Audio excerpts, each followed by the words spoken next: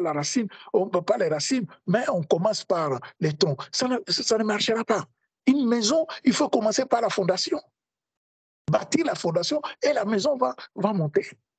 C'est la même chose dans les spirituels. Bien-aimés dans le Seigneur. On veut le monde, mais on ne veut pas de Dieu.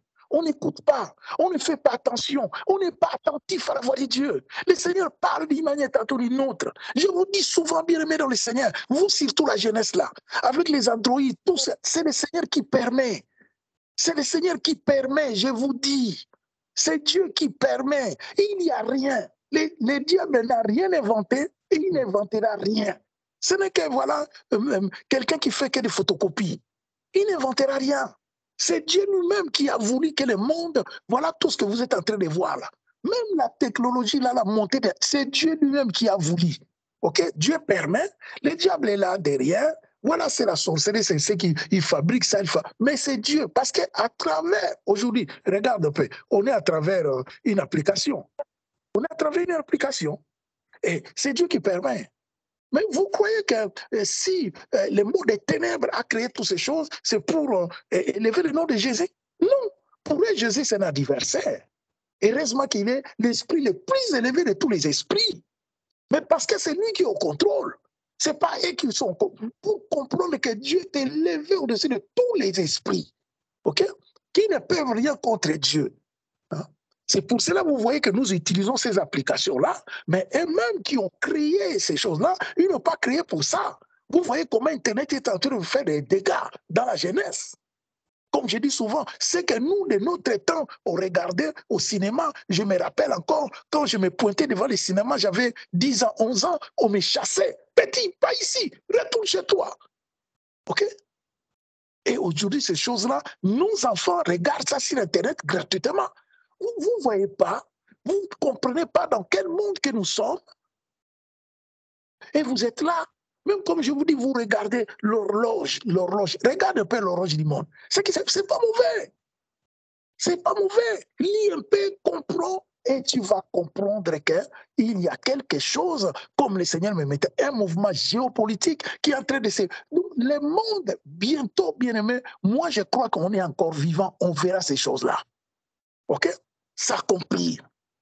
C'est un mouvement qui a duré des siècles, mais là, le Seigneur veut arrêter quelque chose pour passer à autre chose. Okay? Donc, comme le Seigneur avait dit dans les livres de Marc, ça ne sera pas encore la fin, mais quand vous voyez ces choses, soyez sûrs que la fin arrive. Et là, vous ne comprenez toujours pas qu'il faut se préparer maintenant pour l'enlèvement. Ne suivez pas tous ces bâtiments que vous voyez là. Ne suivez plus. Dans les bâtiments là, bien aimés dans le Seigneur, je vous dis la vérité. Oh, grand pasteur, il n'y a pas de grand pasteur. Il n'y en a pas. OK? Il n'y en a pas. Il n'y en a pas. Des grands, pourquoi? Parce qu'il a construit des maisons? Parce qu'il roule dans de belles voitures? Parce que, comme en Afrique, il va en Europe, tous les prêcheurs, vous croyez qu'il est grand? Vous vous trompez. Maman Godé vient de dire quelque chose, comme le Seigneur me dit, les derniers seront les premiers. Dans les royaumes des cieux, vous allez voir, ça sera terrible. OK? Si le même jour que tu partiras avec cet homme-là, tu verras, ah, toi, le Seigneur te dira, il leur dira, ces jours-là, que je ne vous ai jamais connu. OK? Il n'y en a pas, bien-aimé. Il n'y en a pas. Le monde, comme vous voyez, beaucoup, ils ont vendu leur appel. À cause de quoi? À cause, voilà, comme dans mon petit français, les biens de ce monde. Comme Paul parle, il parle des masses. Il dit, des masses m'a quitté pour les siècles présents. Des masses a quitté Paul. Alors que dans l'État, regarde le ministère que cet homme avait, l'apôtre Paul. Donc, Démas a goûté à la gloire de Dieu. Démas a vu comment le Seigneur manifestait sa gloire dans le ministère de Paul. Mais voilà, Démas a quitté Paul à cause du siècle présent. C'est l'apôtre qui l'a dit. Et beaucoup, ils ont déjà quitté Dieu pour le siècle présent, bien-aimés dans le Seigneur. Donc maintenant, nous, étant que peuple de Dieu, il faut avoir le discernement. Il faut avoir le discernement pour comprendre. Ne suivez plus les gens pour suivre. OK? Maintenant, prie Dieu. Dieu se révèle individuellement. Comme comme je dis souvent, ce n'est pas un travail, je le disais la fois dernière, ce n'est pas, oui, il y a des grâces dans le corps. Je peux prier pour toi. Mais ton intimité avec Dieu, ce n'est pas moi qui va prier pour toi. Ce n'est pas moi. Cherchez Dieu. Cherchez Dieu toi-même. Dieu se cherche. Dans des jeûnes, dans des prières. L'amour, tu lui montres l'amour. Et c'est là que le Seigneur va se manifester. Le Seigneur dira à cet enfant même, je vois comment il souffre pour moi et je vais me réveiller en lui. David dira le psaume, il dit celui qui espère en lui, il ne sera jamais confondu. La confusion ne sera jamais son partage. Tu ne peux pas invoquer Dieu et que le Seigneur ne se révèle pas. Loin de là, bien, il va se révéler. OK? Mais il y a toujours un processus. Car le Seigneur, comme Bérénice parlait tout à l'heure, le Seigneur ne veut pas de profiteurs. Dieu ne veut pas. Oui, tu peux venir. Nous tous, hein, on vient comme ça, Seigneur, je ne comprends plus rien, rien ne marche, je viens à toi. Oui, le Seigneur te comprend parce que c'est comme ça, c'est lui-même, des fois, qui fait ça, lui, il ne le fait pas, mais il permet que ça arrive dans ta vie pour te récupérer. Mais ce n'est pas pour que tu restes toujours ce bébé spirituel, matériel, toujours des demandes. Non, bien aimé dans le Seigneur. Comme je dis, il a écrit un projet et ce projet se réalisera. Il y a peut-être, quand tu aimes Dieu, quel que soit ce qu'ils ont fait dans le monde des ténèbres, quels que soient les liens familiaux, quels que soient les liens ancestraux, quel que soit ce que les ancêtres ont dit contre toi, mais quand tu aimes Dieu, sache-le que la délivrance est là. C'est Jésus-Christ qui est la délivrance. Amen. Délivrance, c'est Jésus-Christ. Ce n'est pas un homme. OK? Dieu peut t'envoyer chez les hommes, va chez tel homme qui prie pour toi, gloire à Dieu. Mais la délivrance, c'est Jésus-Christ. Et souvent, il ne faut pas oublier, bien aimé, on s'arrête là de confesser. OK? Confesser, confesser, confesser, confesser. Il ne faut pas garder, voilà, garder les péchés. Il ne faut pas, tu sais, quand il dénonce quelque chose, souvent je vous dis, je vis des féticheurs, je vis, bien aimé, c'est pour dénoncer le mal, ok? Pour que le mal ne revienne plus à moi. Parce que l'ennemi ne te quitte pas. Ce que tu as fait là, toujours l'ennemi te rappelle, toi, tu ne sais pas, mais tu étais venu un grand sorcier, tu étais parti voir les féticheurs là, non? Toi là, toi qui prêches là, toi, donc il va toujours, donc il faut toujours, comme on dit dans les temps, on appelle ça, moi je n'aime pas appeler ça comme ça, qui donc, que voilà, il faut, non, mais toi-même bien-aimé, ou bien un serviteur, comme on lui dit, on est établi pour ça. Il faut confesser. Il ne faut jamais garder les péchés en toi. Ce n'est pas bien. Ce n'est pas bien. Tu dis que je garde ça. Non, il faut confesser. Chercher quelqu'un par la grâce de Dieu et confesse. Parce que quand tu confesses, tu dénonces. OK? La Bible dit quoi? La Bible nous dit dans Ephésiens, donc voilà, il faut dénoncer. OK? Ne prends pas part aux œuvres infectieuses des ténèbres. Au contraire, condamnez-les. Donc, il ne faut jamais, jamais, jamais prendre part. Il faut les dénoncer. OK? Parce que quand tu dénonces, quelque part, c'est comme tu es apaisé, quoi. Tu sais que, voilà, Seigneur, garde-moi. Je suis que ces vases de terre, mais ce que j'ai déjà fait, je l'ai déjà dénoncé.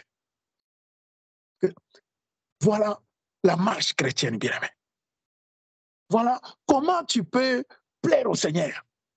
Comment tu peux avoir ta délivrance, ok, par rapport aux liens, par rapport voilà, aux liens familiaux, ancestraux. Nous savons, dans des maisons que nous sommes nés, dans des familles que nous sommes nés, il s'est passé des choses, bien aimés. Et c'est dans les sangs. Ok? Que Dieu nous aide. Nous bénissons Dieu ce soir. Le Seigneur est merveilleux. Bien aimé dans le Seigneur. Je crois qu'on va s'arrêter là. Que Dieu soit béni. Amen. Pour ce soir. Je ne sais pas, un mot de la fin court, 1 minute. Quelqu'un a reçu quelque chose? Par la grâce de Dieu. Alléluia. Dieu soit béni. Amen. Amen. Je remercie le Seigneur parce qu'il est bon. En fait, ce petit message, je l'avais depuis le dimanche. Je ne l'ai pas exposé. Mais là, quand j'entends Maman Godet, je me suis dit, Dieu est bon. Maman Gaudé n'avait pas exposé, mais aujourd'hui, elle en a parlé, c'est par rapport à notre destinée. Et le dimanche, c'est dans Luc, j'étais en train de lire dans Luc. En fait, c'était un de ces jours pendant la prière en famille, où j'étais en prière, et là, je vois l'image de Marie, Joseph. Et j'étais en train de prier pour autre chose, et là, je vois Marie et Joseph. Marie et Joseph. Et quand je vais dans Luc au chapitre 1, si nous pouvons commencer au verset 28, Luc 1, 28, l'ange entra chez elle et dit, je te salue, toi à qui une grâce a été faite, le Seigneur est avec toi. Troublée par cette parole, Marie s'est demandé ce que pouvait signifier une telle salutation. L'ange lui dit, ne crains point, Marie, car tu as trouvé grâce devant Dieu. 31. Et voici, tu deviendras enceinte, et tu enfanteras un fils, et tu lui donneras le nom de Jésus. 32. Il sera grand, il sera appelé fils de Très-Haut, et le Seigneur Dieu lui donnera le trône de David, son père. Il régnera sur la maison de Jacob éternellement, et son règne n'aura point de fin. Marie dit à l'ange, comment cela se fera-t-il, puisque je ne connais point d'homme? L'ange lui répondit au 35. L'ange lui répondit, le Saint-Esprit viendra sur toi et la puissance du Très-Haut te couvrira de son ombre. C'est pourquoi le saint enfant qui naîtra de toi sera appelé fils de Dieu. Et voici Élisabeth, ta parente, a conçu elle aussi un fils en sa vieillesse, et celle qui était appelée stérile est dans son 6e mois. En fait, le verset clé, c'est 36 à 38. Voici Élisabeth, ta parente, a conçu elle aussi un fils et sa fille en sa vieillesse, et celle qui était appelée stérile est dans son 6e mois. Car rien n'est impossible à Dieu. Marie dit, je suis la servante du Seigneur, qu'il me soit fait selon ta parole. Et l'ange la quitta. En fait, ici, Marie a reçu, c'était une mission, c'était qui devait être utilisée par Dieu, un canal utilisé par Dieu. Là, quand j'étais en train de prier, la fois passée, c'était par rapport à Abigail, et là, je vois Marie, et là, je vois juste la destinée, entrer dans sa destinée. Et ce qui me venait en tête aussi, c'est par rapport à l'entourage. Qu'est-ce qu'ils vont dire cela par rapport à l'entourage? Quand je vois Élisabeth, je vois l'âge d'Élisabeth. C'est comme si nous sommes dans la vie chrétienne depuis un certain âge, nous avons reçu Christ, peut-être on était encore adolescent, peut-être qu'on était enfant, peut-être que nous étions dans notre vingtaine d'années, nous avons reçu Christ et nous servons à Christ et nous aimons Christ. Mais là, c'est comme Élisabeth, dans notre vieillesse, c'est dans la vieillesse que nous recevons l'appel de Dieu, que nous devons entrer maintenant dans l'appel, que nous devons œuvrer pour Dieu. Et les questions vont venir, et les doutes peuvent venir. Et comment est-ce que je peux faire? Est-ce qu'à mon âge, est-ce qu'il y a des questions qui peuvent venir? Et quant à Marie, elle était fiancée encore. Il n'était pas marié, elle était fiancée. Et sachant la culture, sachant tout ce qui pouvait venir après, elle n'a pas hésité. Elle a dit, je suis la servante du Seigneur, qu'il me soit fait selon ta parole. C'est ce dont nous avons besoin. J'ai entendu une parole sur moi, j'ai eu une conviction, j'ai eu un rêve, j'ai eu une vision.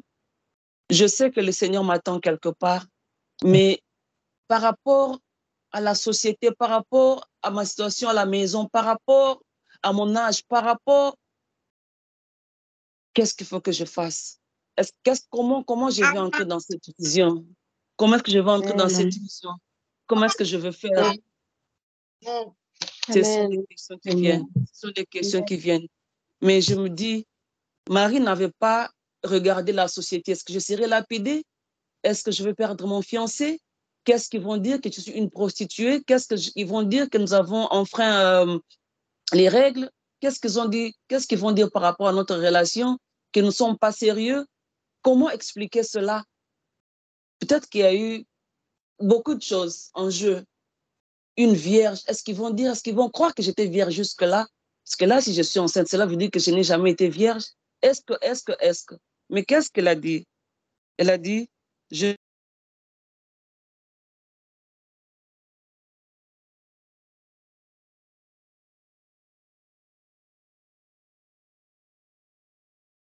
On a perdu la Seigneur, je crois.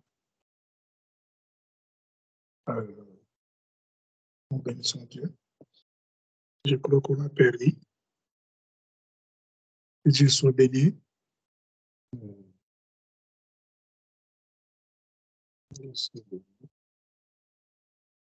Je crois qu'on a perdu. On a perdu.